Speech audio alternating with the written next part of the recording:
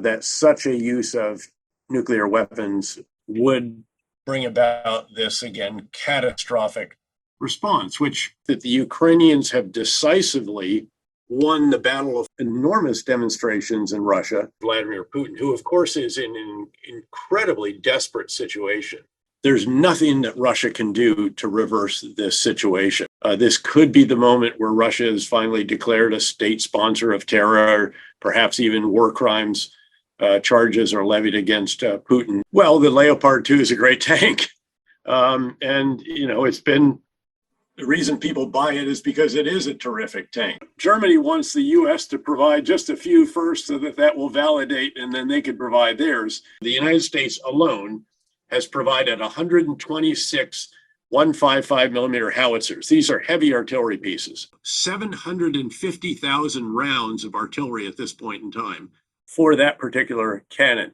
Rocket rounds that we're providing for the multiple launch rocket system we have provided are so precise that they can land on a dinner table, while Russia can no longer take appreciable territory. It is likely to lose much, if not all, of what they have seized since 24 February, with tough fighting to be sure. Just as Putin has to face this brutal reality that he's lost the fourth generation war, the US and presumably our allies have been thinking this through, and more importantly, communicating with Russia that such a use of nuclear weapons would bring about this, again, catastrophic response, which I would assume would include targeting of Russian forces in Ukraine and on the Black Sea.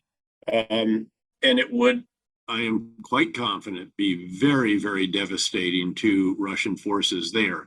Let's keep in mind as well, though, that just the cost-benefit analysis here for Vladimir Putin, who of course is in an incredibly desperate situation, and we can talk about that in a moment, but to use tactical nuclear weapons would actually not reverse Russia's fortunes on the battlefield. It would be very destructive, very lethal in a specific area on that battlefield, but it would not reverse this reality that confronts Russia. And that is the real new development, I think, in Ukraine, which is demonstrated by the Ukrainian successful offensive.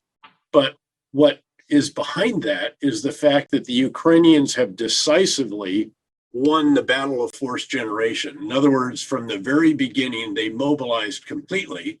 And now this country of less than a third the population of Russia has a much larger army in the field in Ukraine. It is vastly better equipped. Of course, $15.1 billion worth of military hardware and ammunition and assistance from the United States alone, and plenty more from our NATO allies and other Western countries throughout the world. And now they are bringing these new forces and capabilities to bear in a very effective manner on the battlefield. There's nothing that Russia can do to reverse this situation. Putin might be so desperate that it could be likely that he uses nuclear weapons. Again, do you think it is likely, and what would it mean? It is certainly a possibility. That possibility has to be taken very seriously. I don't think it is that likely, but again, something so dangerous and horrific does have to be taken seriously. Clearly, as Jake Sullivan indicated, we are taking it very seriously, and more importantly, we are communicating with Russia and with the leadership there, presumably, in a general way, what the response would be to obviously deter them, to dissuade them from taking this decision. If anything, it will unite Ukraine even more against Russia. It will unite NATO even more against Russia. It will result in additional very, very tough sanctions, financial, economic, personal. This could be the moment where Russia is finally declared a state sponsor of terror, perhaps even war crimes charges are levied against Putin. I think this takes the gloves off in terms of the Western response. This partial mobilization, what it has done is prompted demonstrations, all kinds of disruptions around Russia, enormous demonstrations in Russia, the size that we haven't seen for a very long period of time. And of course, he feared this. This is why he hesitated as long as he did, noting that, he's already carried out three, in a sense, partial mobilizations before this. They carried out one that was before the invasion for the training. They did a subsequent one, and then they had a more recent one, which struck me as just flat ludicrous. It was basically to tell every Russian republic in the Federation to provide a battalion's worth of soldiers. I mean, that's not how you create trained, equipped, organized, cohesive, well-led, and so forth, capable organizations. That's sort of what we did in the Revolutionary War, in our hour of greatest need, where every town came up with its own militia. This is not how you create modern, capable combat forces. So again, he is in a very, very serious and very desperate situation. And again, I'm not sure how widespread the recognition is that this is actually irreversible for him, assuming, and it's a good assumption, that the US and other NATO and Western countries will continue to provide the very robust military support that we have been giving to Ukraine. Of the so-called referenda in the occupied regions in eastern Ukraine, what impact does this have on the military strategy? None on the Ukrainian side, candidly. They are not going to acknowledge that this is part of Russia any more than they'll acknowledge that what was seized back in 2014 is part of Russia. And indeed, of course, they've conducted strikes and operations against Russian forces in Crimea. And there was no discernible response to that by Russia, as if it had been on their territory or something like that. The real issue here is, I think, that Putin wants to complete this in time for the fall conscript recruitment drive that goes on every year in Russia. And this will now be part of Russia. So now they can try to round up men of military age in these new, quote, Russian republics, or whatever they will describe them as. Again, that's not going to produce capable, well-trained, well-equipped, organized forces. It'll create more bodies. But bodies aren't how you combat a force that is now shown to be as capable and as well-equipped and increasingly professional Ukrainian forces. Well, the Leopard 2 is a great tank. And, it's been, the reason people buy it is because it is a terrific tank. The challenge when it comes to the M1 tank produced by the US is that it is so heavy and it is so difficult to maintain that I think there are just serious reservations that we're going to get this 70-ton plus beast. This is basically a jet engine surrounded by heavy armor with a huge cannon on it. Keep in mind, it's a 1,500 horsepower, basically jet turbine. This is not a diesel engine, traditional.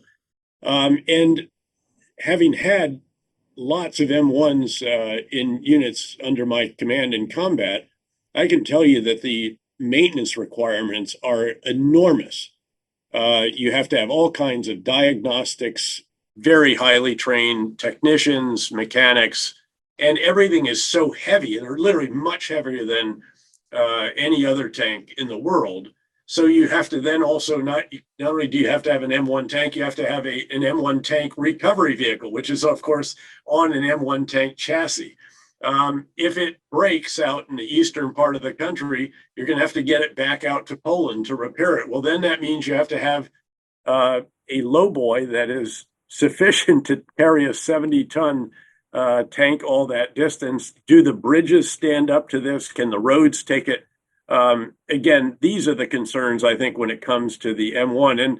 And curiously, Germany wants the US to provide just a few first so that will validate, and then they could provide theirs. I think my sense is that Leopard would be more easily maintained. Should Germany send Leopards to Ukraine? Well, what I would like to see first, frankly, is scour for every T-72, T-64, T-80 that might be in the arsenals of NATO countries still. Most of those have been provided to Ukraine by this point in time, but there may still be others. The Ukrainians know how to operate them, maintain them, repair them, have the ammunition for them, and all the rest of that. And then with a promise to backfill those with Leopard 2s or M1s or what have you. That, I think, is the first course of action. Let's keep in mind, by the way, that I think it is accurate to say that Ukraine has vastly more tanks now than it had at the start of the war, because it has captured about a third or more of the Russian systems that they took out. Again, I don't want to get too caught up on this particular issue, because you start to lose sight of how enormous the assistance has been. Let me give you just a tiny bit of math just about heavy artillery. So the United States alone has provided 126 155 millimeter howitzers. These are heavy artillery pieces, and trucks to carry them, because the hydraulics don't work all that well without that. Then we're providing, I think we're about 750,000 rounds of artillery at this point in time for that particular cannon. Now, you can only put about 40 to 45 rounds per 5-ton truck. So do the math and realize how many tens of thousands of trucks have to go from the border with Poland out to the east or the south just to get those to the artillery pieces. But that gives you a sense of how massive these numbers are. And again, as somebody who was part of an invasion of a country as a 2-star general and shot a fair amount of artillery and rockets and missiles, these numbers are just mind-boggling. I mean, yes, it's a very different war, to be sure, but what has been provided is just truly incredible. And a subset of both the artillery rounds and the rocket rounds that we're providing for the multiple launch rocket system we have provided are so precise that they can land on a dinner table. These rounds cost over $100,000 a piece, and I think we've provided roughly 1,000 or so of those from the artillery, and maybe a like number for the rockets. This is a subset of those because, again, the cost of these is so enormous, and our own arsenals are only so big. Well, what does Ukraine need most right now? Well, I think an area of real emphasis has to be additional air and ballistic missile defenses, because the one reality that is still very stark for Ukraine is that while Russia can no longer take appreciable territory, it is likely to lose much, if not all, of what they have seized since 24 February, with tough fighting, to be sure.